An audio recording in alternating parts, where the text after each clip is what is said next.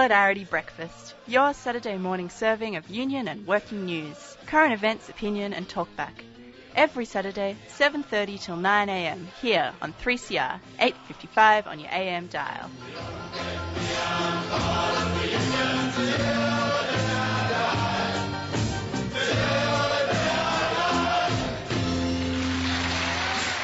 Oh, and after last night, it feels like it's a day closer than it was yesterday. That's all the day I die. And good morning and welcome to another edition of Solidarity Breakfast, coming to you live from the studios of Radio 3CR here in Melbourne. In the studio with me this morning, Ms. Annie McLaughlin. Morning, Annie. Good morning. And Ms. Corey Green. Good morning. What's the T-shirt? It's my Vietnamese T-shirt, which was brought back to me. It's got and it's beautiful. Yeah. Yes, anyway, stop talking about those sort of things. Yellow star on red. We've got more important things to talk about. We're very pleased this morning to be able to introduce to listeners Amy Dean from the United States. I came across Amy a couple of weeks ago when she wrote a piece assessing the struggles of domestic workers. Good morning, Amy, and welcome to Radio 3CR. Good morning. Pleasure to be on the show. Great. And if you'd like to just spend a couple of minutes describing your political ancestry, we like to place people here, you see, because we pretend that we know a bit about politics in the United States and try to follow some of the more intimate movements that are taking place, and yours was a fascinating piece. I'm sorry, you're really soft-spoken. I'm having trouble hearing you, so I apologize. That's okay. I'll speak up a little bit more. Okay, great. We'd just like to spend a couple of minutes placing you politically, if you like, so that we have some context for what you're about to tell us about domestic workers in the United States and their battle for recognition and justice. So how come... Sure. I've spent 25 years of my life working in the labor movement, particularly at the cross-section between labor and community, with an emphasis on experimenting with new models of labor representation in response to the changes that have taken place over the last several decades in the employment contract. You, like Australian workers, have seen unions decline in both coverage and significance within the United States, down to below 10% or around 10% of the workforce is now in unions left in the States? Yeah, we're at an all-time low, particularly in the private sector. Private sector representation in the U.S. labor market is less than 7%. And so when you look at the private sector, it brings us down even lower. And our numbers, for the most part, are being buttressed by public sector employees. And do you have an explanation for that decline? I mean, we've since the 1980s, Australian participation rates have gone from 59% of the workforce in unions down to, again, below 20% in a similar disparity between public and private sector workers here as well. The vast majority of our members are made up as well. Sure. Of public sector workers. I think there are multiple reasons, but let me sort of lift up some of the key ones, and I think they are very similar to the Australian experience, as is the case with the American experience, in that, first and foremost, more and more companies chase cheaper labor around the globe, and that phenomenon's been taking place in the States since the 1980s, where not only did we move more and more of our manufacturing offshore, but to this day, our domestic tax policy incents companies to move offshore and then deduct the cost of that from their domestic tax bill. So one, having incentives to move industry offshore. A second reason I would explain is that unions have stopped being as aggressive in organizing as they had been in the 50s and 60s. And so not just globalization, but also labor's emphasis on organizing. And then I would say a third thing that we often don't pay as much attention to, which is why this domestic workers' success is so relevant, which is the employment contract has changed so dramatically over the last several decades, where we no longer go to work for one employer over an extended period of time. And as a result of the new ways in which people work, the changes in their relationship between employee and employer has made many of the new forms of labor fall outside of the scope of collective bargaining. So as we get into the conversation about domestic workers, they are employed in a very non-traditional way, and yet they have had success in organizing themselves, and that's what makes this particular victory so significant. In Australia, one of the significant things that caused the decline of the union movement was something in the 1980s called the Accord, which was an accord between the Labor government, which is the Australian equivalent of the Democrats, and the union movement. And they got the union members to increase efficiency, and then they promised in a few years there'd be pay rises, which never came, and that really crippled the union movement. Has the Democrats done similar things to cripple the union movement in America? I think that for those of us who care about social justice and economic equity, we've been disappointed for the last several decades by the neoliberalism that has crept up in all of our countries. The Democratic Party, for the most part, certainly more sympathetic to working people's interests than the Republican Party. However, really going back since the Clinton era, this version of neoliberalism that sort of expresses social concerns but not using the tools or levers of government to encourage unionization, I think is a key feature of both the Democrats here in the States and labor parties across the world, that as they try to rationalize globalization, increasingly there's this emphasis on looking for ways other than the labor movement to create economic equity. And as far as I know, short of collective bargaining and using taxation policy, I don't know what the other vehicles are for creating economic equity. But the Democrats and the neoliberals around this country and the world seem to be reluctant to embrace the tenets and foundations of trade unionism. That's a small understatement, I suspect. The Koch brothers being the classic example of ways in which... Did you say the Koch brothers? I did, because that's the way it's pronounced in the United States. It might have a rude implication here, I'm afraid, Annie, but it's the way... Or is it the Koch brothers? The Cunt brothers? No. Sorry. Sorry, that's the German pronunciation. I didn't mean to say any rude words. No, sorry. I was just speaking German. Let's go back to... So, Amy, the significance of the work that you've done in analysing the recent successes of the domestic workers is important. Why? Amy? I'm sorry, you said... Oh, sorry. I didn't hear your question. Okay, the work that you've been doing recently on... And then something. Yes, I'm no, sorry. that was a rude outburst by one of my colleagues. So we'll pass that by. I heard the Koch brothers thing, and then I didn't hear the question Oh, part. good. So the work you've been doing and was Wasn't published... there a question? Yeah, well, no, it wasn't a question, actually. Okay, gotcha. Okay. Yes. So the work you've done recently in analysing and describing the domestic workers' struggles, would you like to just outline what you wrote in the article that I saw in Portside, which is a lovely journal of from the Committees of Correspondence in America? Well, as the industrialized countries have a more mature population, as people get older, as baby boomers get older, increasingly the care industry, the industry that all sorts of independent employees go to work to either take care of people's children or increasingly people's parents, are for the most part an unregulated industry, an industry that's fueled mostly by immigrant labor, an industry that people work in other people's homes, either taking care of elderly parents or for children, with not one singular employer.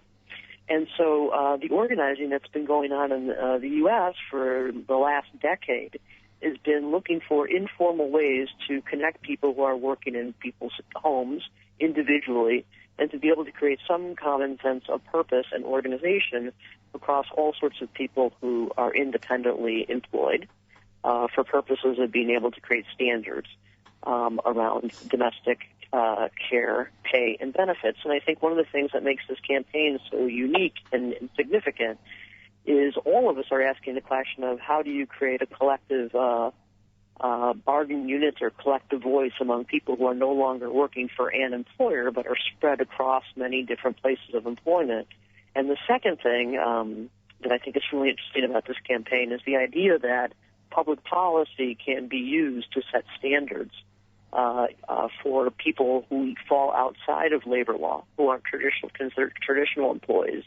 The combination of creating new ways of communicating with one another and using public policy to fortify the standards is really unique.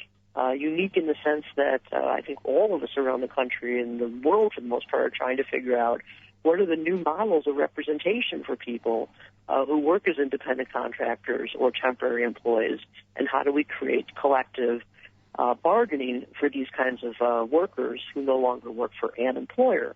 And so the significance about this campaign is that it worked to build community by using place, parks, areas that people come together, very informal personal networking and social networking to create community, to work collectively to increase standards and conditions. So what have they achieved besides actually... What about? Well, in relation to conditions and wages, that's often the crux of the matter. But obviously working, collecting together and talking to each other is an immediate effect because it's supportive and makes people feel more relevant and real, as it were, and not alone. But have they actually achieved any conditions and wages increases? Yeah, the domestic workers are now considered part of the Fair Labor Standards Act in the United States. There are a certain amount of conditions under which people can and cannot work. Wage and hour rules now apply, that overtime be paid at a certain rate, that there be a certain minimum wage associated with this type of employment, and that there be opportunities for benefits because of some of the victories at the legislative level. You beginning to create sort of a floor for wages and benefits for these kinds of employees. So how did work exist outside of that act? Was it just informal cash-in-hand type work, or... I mean, why wasn't I'm it regular? sorry, I didn't hear the question. How did work exist outside of that act? Was it just informal cash-in-hand work, or how wasn't it regulated before? But no regulation at all. Much of the industry was underground, people not being paid on the books. And when you are not paid a wage with any record from the employer, then you're not entitled to unemployment insurance when you're disconnected from your place of business. You're not entitled to any kind of retirement benefits because your employer's not paying into the federal pension plan. And so because the industry was completely unregulated and people had informal, off-the-books arrangements with their employers, there was no safety net to be taken advantage of during times where disconnection between job to job. In states like New York and California, the victory here was really California, where a whole state administration was put into place to be able to ensure that people who are working under these conditions would have a more formal arrangement with the employer, and that the employer would be obligated to pay on the books and to live up to a minimum standard as passed by the California legislature. So how is this being enforced? I mean, what's to stop people just paying off the books? Well, I think laws are only as good as the institutions that get created to leverage the victory.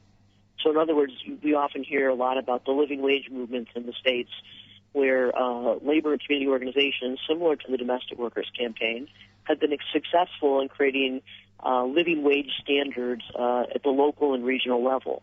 But we know that anytime there are laws on the books, unless there is collective organization to be able to leverage and harvest those victories, the laws in and of themselves don't have as much value.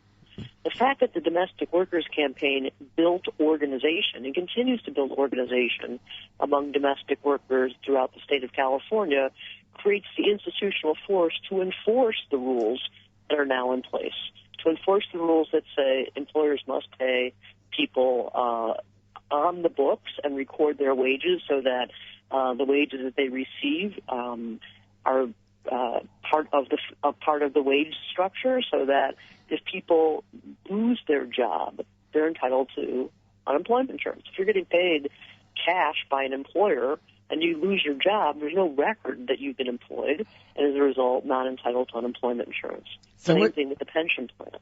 So what I'm saying is that, yes, standards were passed, And yes, an industry that at one point was an underground, unregulated industry now increasingly has standards. All of that is only useful to the extent that there's real live organization, people together that can leverage those victories. And also, and I think that what makes the Domestic Workers Campaign interesting is not just the law that they got passed in the state of California, but that organization, labor organization, community-based organization was created and continues to be created so that those victories on the books can be harvested down the road. Yeah, what I was, sorry about the interruption, I suppose it's what you're saying is that there's real benefits from this work. But moving on, as you said, community organisation, we were following the retail workers and their and the Walmart activists. Now, what kind of organisation is this? Was this sort of spontaneous, or has there been? We know that when people are effectively working together, generally speaking, there has to be some people who are experienced in the long campaign, because it's hard work and it can be frightening and it can be demoralising. We know that with the retail workers and Walmart that there were a lot of community groups that came together, and there were also some experienced organisers. Is this what's happened here? Well, I think it's a really interesting point that you bring up, because there's all sorts of organic organizing taking place in the U.S. that as recent as 3 years ago we didn't see before. The Walmart campaign. There have been many attempts at trying to organize and empower Walmart workers. So the question is, why now? Why is the particular effort taking place now successful in instances where the last decade of attempts have not been? And I would argue that there's multiple forces going on. One is the economy. One is the fact that we know when there are many opportunities to work at low-wage jobs, and there's not fear for losing that low-wage job because there's so many of them all throughout the country, that it emboldens people to stand up for more. That's one. Number two, and I think because of the economy and its impact on people, that's been a big piece. Two, the labor movement and its allies have learned from past failure. We've learned that in the absence of stitching together strong alliances between faith-based organizations and community organizations and neighborhood organizations and working people's organizations, that we can't be as successful if labor is not interwoven into the community. In order for labor to be successful long-term, it must be as interwoven into the community as chambers of commerce and other sorts of business associations are as well. So I think the combination of the economy, the combination of learning from our past failure, and the fact that so many organizations came out to support Walmart workers, that it emboldened them. And I also think the political moment that we find ourselves in. While the Democrats haven't been out on the picket line with these folks, I think increasingly there is an awareness throughout the country that we have too many people who are working and still not being able to get by. And the current proposal coming out of the Labor Department in the U.S. is that we should increase our minimum wage to $15 an hour. And so when the government begins to make overtures or gestures to a certain minimum standard, it does embolden people to go out and try to increase it from there. So in addition to the Walmart campaign, we have restaurant workers across the U.S. who are beginning to organize themselves in informal organizations.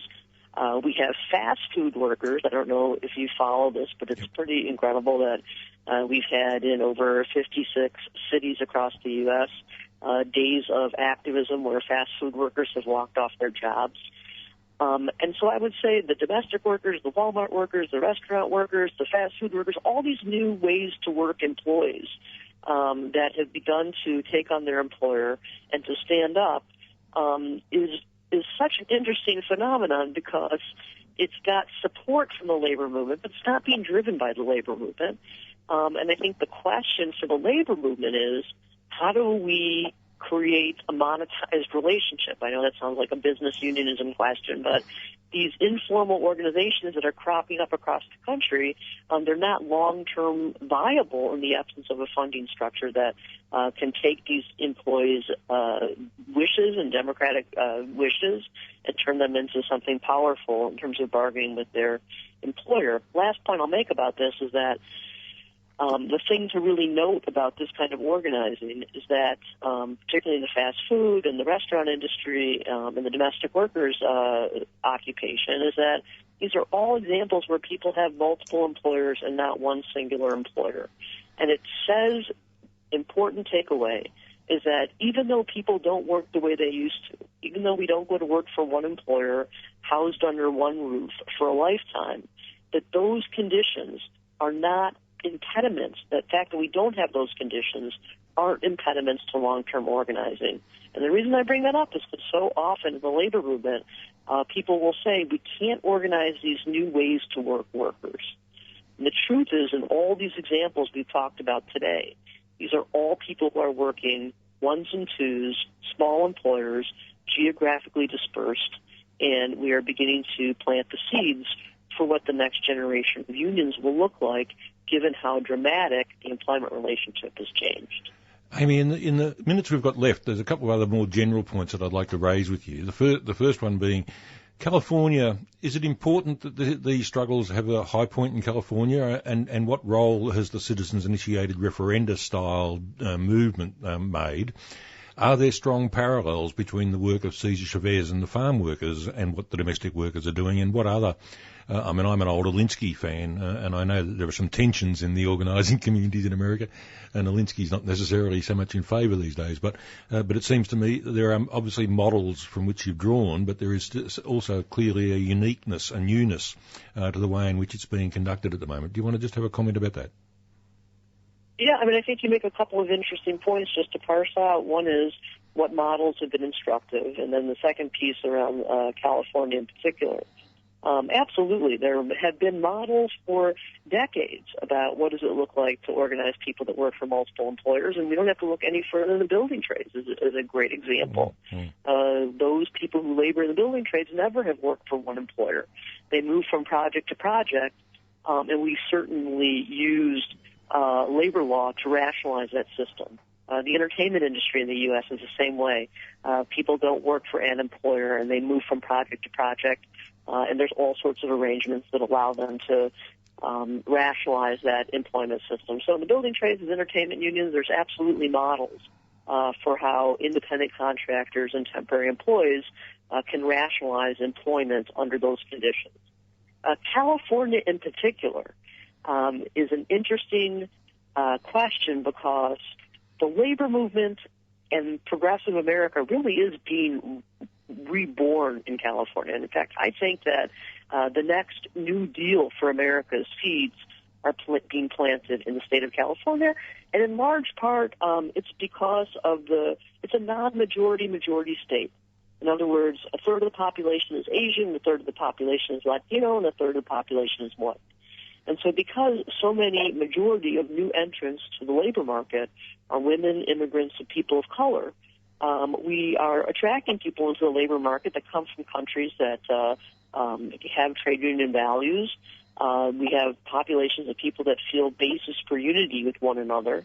In the same way that immigrants built the first generation of American labor movement, we really see the next generation of immigrants building the future labor movement. And in large part, so much of the work that they all do is in low-wage, low-paid service sector employment. And so the fact that you've got so much of that in California, you have a huge waves of immigrants in California, and I would say the politics in California are so different from the U.S., and most of the West Coast of the U.S. is so different in that it's a younger part of the country, and you don't have the same ancient relationships that go back decades. It's a more fluid political and social structure. And as a result, it makes it easier for people to find common purpose with one another, interestingly, because you don't go back hundreds of years of challenges with one another. It's a much more it's a newer, more fluid, community. California is further away from the power centers of the rest of the country, and so it breeds innovation, not just in the technology sector, but also in the social and progressive movements as well. Amy, it's been an absolute delight to talk to you this morning. I know that the smiles on the faces of my colleagues tell me that this has been probably the high point of our conversations with America so far. We've been following young Josh Edelson from Salon and the Nation around those fast food workers. But the analysis, it seemed to me, was quite superficial. What you brought to the discussion today, it seems to me, are the critical questions of the day facing all of us right around the world. That is, a domination of finance capital, a capitulation by our traditional organisational forms to that madness of economic liberalism. And so I'm absolutely delighted to have found you. I would hope that you could make some time available to us over the coming times to be a reasonably regular correspondent, because we've certainly felt very simpatico with the articulation. Oh, it's my absolute pleasure. We put forward this morning. My pleasure. Okay, thank you so much. Thank you very much, Amy. Cheers. We'll talk to you again soon. Bye. That was Amy Dean from the United States. And she was great. She was just fantastic. I mean, I felt absolutely at one with Ms. Amy. Coming up right now for you, we're going to rearrange things a little bit. We're going to have a listen to what Uncle Noah